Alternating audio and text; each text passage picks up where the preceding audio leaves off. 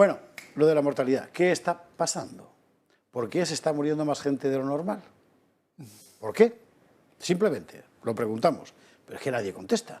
Y llevamos desde mayo preguntándolo. Por cierto, enhorabuena a los compañeros de La Razón, que fueron los primeros en sacar el asunto, y luego ya han seguido otros medios, y algunos de ellos, por cierto, haciendo algunas cosas para tratar de justificar lo injustificable, que bueno. ¿Qué es lo que hay? Ana Angelova nos lo cuenta. La noticia es la siguiente. ABC publica que España y Portugal lideran una mortalidad inesperada en Europa. La receta de eso, la siguiente: pandemia más cambio climático más calor. Si eso le convence, estupendo. Pero si no es así, quédese para repasar lo que sabemos y lo que no sabemos punto por punto. Primero, desde El Mundo plantean que se debe a la relajación de las restricciones y a los no vacunados, pero vamos a echar un rápido vistazo a los datos en Europa. Portugal, España y Estonia son los 3 países que lideran el ranking con bastante más mortalidad de la esperada para el mes de junio. ¿Y dónde no hemos visto ese exceso? Pues en Chipre, en Rumanía y en Bulgaria. Para ser justos, vamos a compararlo con el porcentaje de ciudadanos con pauta completa en cada país para ver si depende de la vacuna o no. En España y Portugal, la vacunación completa supera el 80%, mientras que en Rumanía o en Bulgaria es significativamente inferior. Aún así, España y Portugal lideran ese exceso de muertes, mientras que en Rumanía y en Bulgaria no lo ha habido. Es decir, ¿es todo culpa de los no vacunados? Pues parece que no es el caso. El dato que tenemos seguro es que las muertes por COVID se han quintuplicado y, atención, podría ser como un efecto colateral del confinamiento y del uso de las mascarillas que habría derivado a otras enfermedades. Por lo tanto, más realista sería, por ejemplo, decir que las listas de espera de los hospitales españoles cerraron 2021 con casi 800.000 personas en la cola. La intervención primaria, además, sigue en mínimos, así que parte de esas muertes podrían deberse a eso, aunque solo son hipótesis.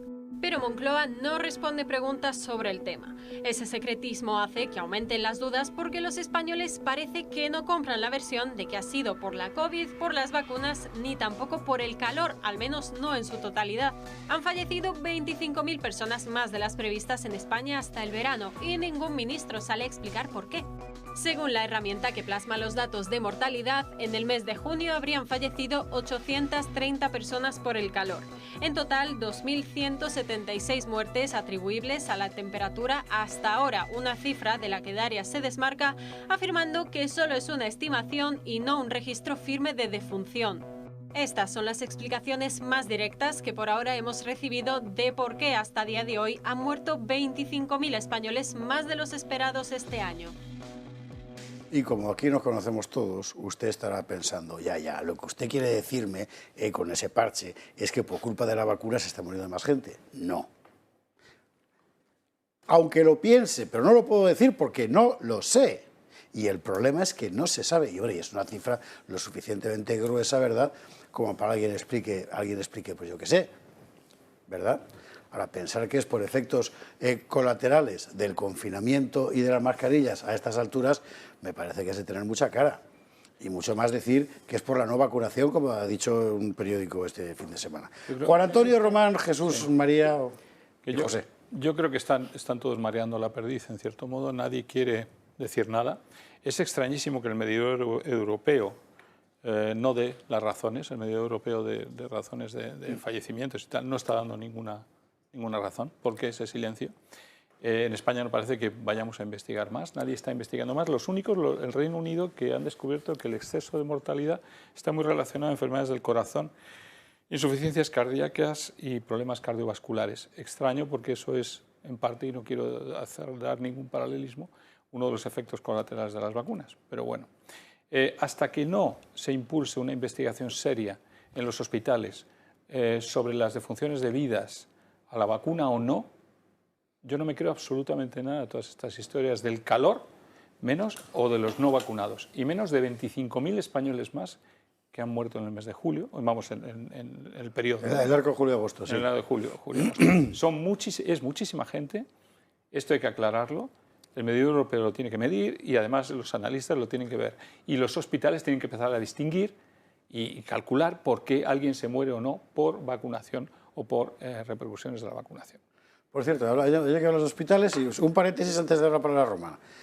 Lo que ha hecho, creo que es la Asociación de Pediatría Española, creo que es, no quisiera equivocarme, diciendo que todos los niños tienen que vacunarse del coronavirus, me parece la cosa más anticientífica que he visto en mi vida.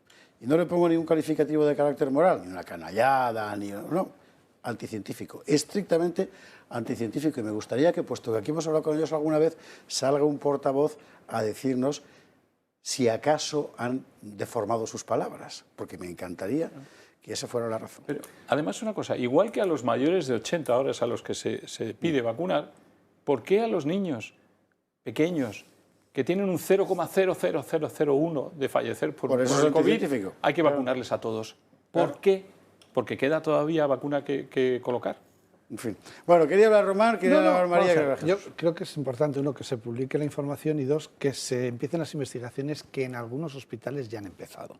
Seguramente. Y no son investigaciones fáciles. No. Porque además, es decir, hay una parte que es un porcentaje bajo que se sabe, es un porcentaje de un montón de gente que tenía ciertas enfermedades que no fueron tratados durante el confinamiento y que por culpa de ese no tratamiento durante el confinamiento se han desarrollado más que se podían haber curado y se están muriendo. Hay un exceso de ictus, hay un exceso de infartos, pero es que encima el problema que hay con ese exceso de ictus y de infartos es que las vacunas con efecto secundario han producido trombos, ictus y infartos, y la enfermedad del COVID también ha producido trombos y enfermedades cardiovasculares a no vacunados, con lo cual el totum revolutum ya esté para ir especificando, ¿no? Yo creo que lo importante es que se siga investigando, que se aclare, que no se ponga una cortina de humo y que se sepa, porque esta es una enfermedad con la que todos vamos aprendiendo día a día a favor y en contra de la enfermedad y de lo que se ha hecho. Porque yo en algunos sí creo que ha habido buena voluntad y han podido ser decisiones erróneas, en otros creo que ha habido ímpetu de negocio por encima del bienestar de todos, pero lo importante es que se sepa para que no se cometa ese error de nuevo. Y lo que hay que darle es luz a la información, pero información veraz.